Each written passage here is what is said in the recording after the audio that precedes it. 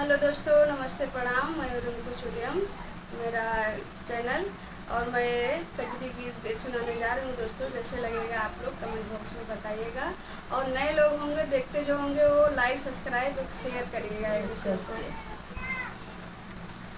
दारू गांजा के पियाई घर सफाई होइगा ना, सफाई होइगा ना, हो सफाई होइगा ना, हो सफाई होइगा ना।